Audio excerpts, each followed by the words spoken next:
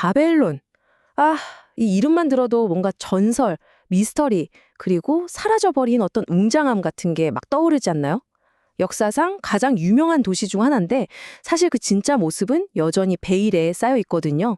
자, 그래서 오늘 우리가 파고들 질문은 바로 이거예요. 아니, 수천 년이 지났는데 왜 우리는 아직도 바빌론이라는 이름을 입에 올리는 걸까요? 도대체 이 도시의 힘은 어디서 나왔던 거고 그 유산은 어떻게 시간을 이겨내고 영원할 수 있었을까요? 오늘 자료들을 쭉 훑어보면서 그 비밀을 한번 같이 파헤쳐 보시죠. 우선 바빌론의 진짜 모습을 보기 전에 이 도시가 가졌던 엄청난 명성부터 이해하고 넘어가야 합니다. 바빌론은 그냥 도시가 아니었어요. 말 그대로 고대 세계의 문화적 심장이었죠. 한번 생각해 보세요. 바빌론의 언어는 이집트의 파라오부터 저 멀리 히타이트 제국까지 서로 소통하기 위한 국제 공용어였어요. 그들이 쓰던 문자는 주변 제국들이 앞다투어 채택할 정도였고요. 종교, 신화, 법의 중심지였고 그냥 바빌론이라고 하면 그게 곧 화려함, 웅장함 이런 뜻으로 통했습니다. 그런데 여기서 정말 흥미로운 반전이 하나 있습니다. 바빌론이 그렇게 널리 퍼뜨렸던 위대한 문명 있잖아요. 사실 그게 바빌론에서 처음 시작된 게 아니라는 겁니다. 그들은 창조자가 아니었어요. 오히려 자신들보다 훨씬 더 오래된 수메르 문명의 계승자이자 뭐랄까 최고의 전파자였던 거죠. 이게 바로 바빌론의 미스터리를 한층 더 깊게 만드는 지점이에요. 아니 어떻게 남의 문화를 가지고 그렇게 오랫동안 강력한 영향력을 유지할 수 있었을까요? 자, 그렇다면 도대체 어떻게 그게 가능했을까요? 남의 문화를 가지고 어떻게 그렇게 강력할 수 있었을까요? 그 힘의 진짜 원천이 뭔지 지금부터 한번 파헤쳐 보겠습니다. 그래서 핵심은 바로 이것입니다. 바빌론의 진짜 비밀은요, 사실 문화가 아니었어요. 바로 상업. 그리고 그 도시가 자리 잡고 있던 바로 그 위치에 힘의 열쇠가 있었습니다. 지도를 한번 머릿속에 그려보세요. 바빌론은 고대 세계의 가장 중요한 교차로 딱 그 한 가운데에 있었습니다. 유프라테스 강을 타면 시리아와 지중해로 쭉 뻗어나갔고 왕의 길이라는 루트를 통해서는 지금의 터키, 아나톨리아로 연결됐죠. 티그리스 강으로는 북쪽으로 또 자그로스 산맥의 관문을 통해서는 이란 고원까지 말 그대로 모든 길이 바빌론으로 통했고 모든 부와 권력은 바로 그곳을 거쳐야만 했습니다. 이런 개념을 정치적 무게중심이라고 부를 수 있을 것 같아요. 어떤 장소가 전략적으로 너무나 중요해서 권력이 마치 자석에 쇳가루가 달라붙듯이 자연스럽게 그쪽으로 확 쏠리는 현상이죠. 바빌론이 바로 그런 곳이었습니다. 이 사실은 바빌론이 역사 속으로 사라진 뒤를 보면 더 명확해져요. 바빌론 다음에 이 지역의 수도가 된 셀레우키아, 그리고 크테시폰, 심지어 오늘날 이라크의 수도인 바그다드까지 전부 거의 같은 위치에 세워졌습니다.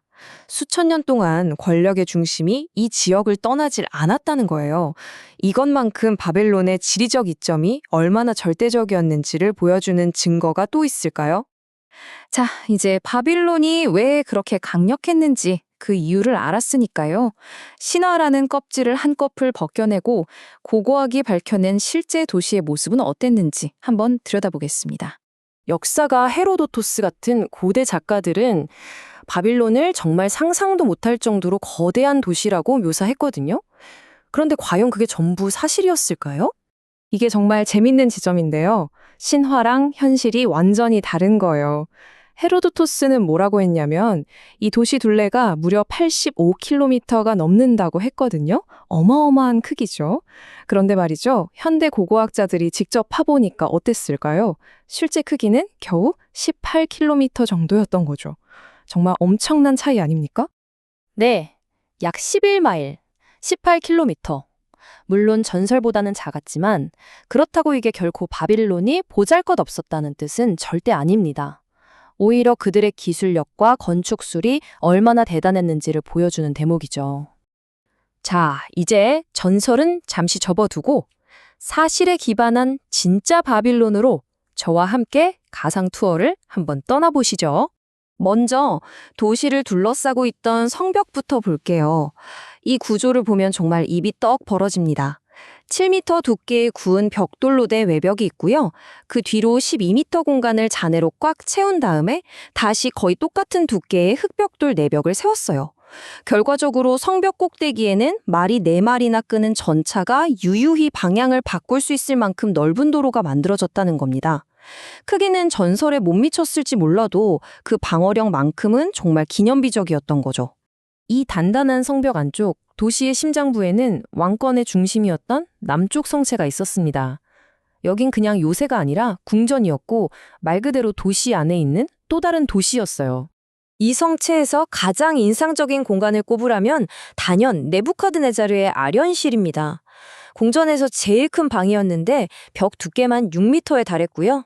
벽면에는 왕자를 놓기 위해 움푹 파인 공간이 있었고 바깥쪽 벽, 즉 파사드는 눈부신 청금석의 파란색, 생생한 노란색, 그리고 순백색의 유약벽돌로 아주 화려하게 장식되어 있었습니다. 당시 왕이었던 네부카드네자르가 직접 남긴 이 비문을 보면 그때 궁전이 얼마나 화려했는지 생생하게 느껴집니다.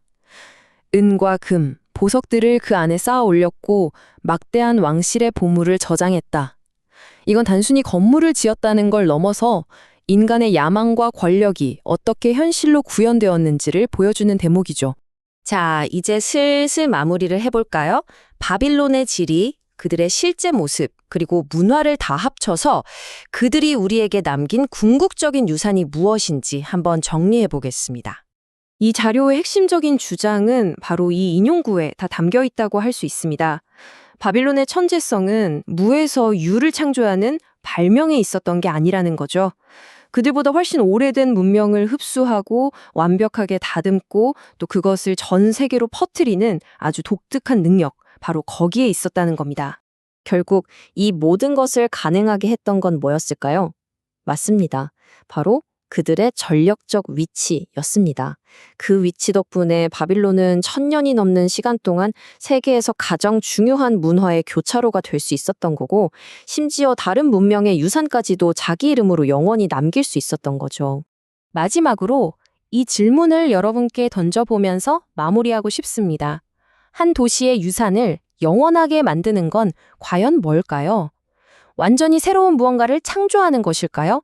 아니면 이미 존재하는 위대한 것을 세상에 널리 전파하는 것일까요?